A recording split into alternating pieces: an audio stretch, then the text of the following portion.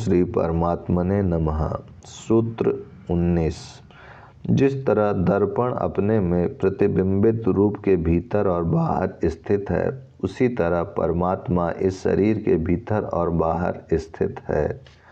अष्टावक्र इसमें आत्म स्वरूप को और स्पष्ट करते हुए कहते हैं कि परमात्मा कोई व्यक्ति जैसा नहीं है कि एक ही स्थान पर बैठकर सारी सृष्टि का सम्राट की भांति नियंत्रण करता हो, बल्कि वह सर्वत्र व्याप्त है। सृष्टि का कोई कण ऐसा नहीं है जिसमें इसकी उपस्थिति ना हो। मनुष्य शरीर में ही यह भीतर बाहर व्याप्त है। शरीर में वह आत्म रूप में एवं सृष्टि में परमात्मा रूप में वही चैतन्य व्याप्त है। दर्पण में देखा गया प्रतिबिंब अपना ही है, उसी प्रकार आत्मा में भी अपना ही प्रतिबिंब दिखाई देता है। सूत्र 20। जिस प्रकार सर्वव्यापी एक आकाश घट के भीतर और बाहर स्थित है, उसी तरह नित्य और निरंतर ब्रह्म सब भूतों में स्थित है। अष्टावक्र जी इस उदाहरण द्वारा और स्पष्ट करते हैं कि संसार के सब भूतों में, सृष्टि के समस्त पदार्थों में वह नित्य और निरंतर ब्रह्म वैसे ही स्थित है जैसे घट के बाहर और भीतर एक ही सर्वव्यापी आकाश स्थित है। जिस प्रकार शरीर के भीतर और बाहर आकाश है एवं दोनों आकाश में भेद नहीं है, उसी प्रकार भीतर और बाहर एक ही ब्रह्म व्याप्त है। शरीर में जो जीवन है, चेतना है, हलचल है, वह उसी आत्म तत्व की है, जिसके निकलने पर वह निर्जीव हो जाता है। यदि यह सजीवता स्वयं शरीर की होती तो मनुष्य की मृत्यु होती ही नहीं। जिस प्रकार मशीन के पुर्जे बदल बदल कर उसकी उम्र बढ़ाई जा सकती है, उसी प्रकार शरीर के अंग बदल बदल कर उसे हजारों वर्ष जीवित रखा जा सकता था, किंतु उस आत्मा के निकल जाने पर इन अंगों को बदलना भी व्यर्थ हो जाता है। आत्मा के रहते ही यह कार्य किया जा सकता है, अतः यह आत्म तत्व ही मुख्य है, शरीर नहीं।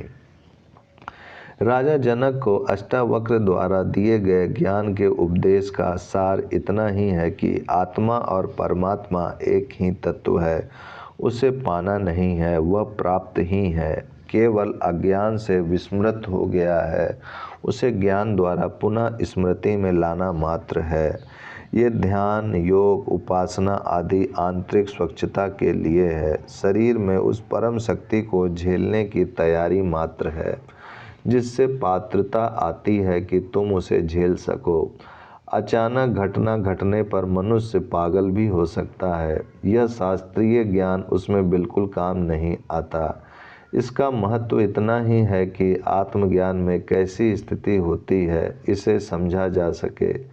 उस समय मनुष्य घबराए नहीं। यह तत्वज्ञान बुद्धि का विषय नहीं है। बुद्धि सीमित है, वह उस असीम को अपने में नहीं समा सकती। इस तत्व ज्ञान का उपदेश सुनकर कोई मान ले कि मैं परमात्मा ही हूँ, तो वह पाखंड ही होगा। जब भीतर से सब कुछ छूट जाता है, तब मिलता है। बाह्य पदार्थों को छोड़ने से भी नहीं मिलता। यह ज्ञान ऐसा है जैसे स्वप्न टूटने पर ही ज्ञात होता है कि यह असत्य था, मिथ्या था। इसी प्रकार आत्मज्ञान के बाद ही संसार संबंधित सारी मान्यताएं, धारणाएं गिर जाती हैं, इससे पहले नहीं। इससे पहले संसार सत्य प्रतीत होगा, वह आत्मा असत्य।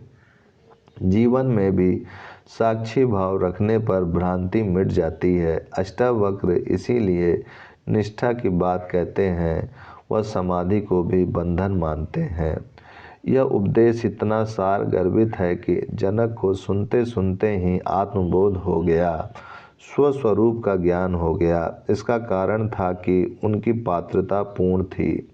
पात्रता नहीं होती तो इसका कोई प्रभाव नहीं होता। सारी देरी पात्रता प्राप्त करने में होती है, इसके बाद प्राप्ति में देरी नहीं होती, क्षण भर भी घटना घट जाती है। इति श्री अष्टावक्रीय गीतायां प्रथम प्रकरणं समाप्त। ओम शांति शांति शांति।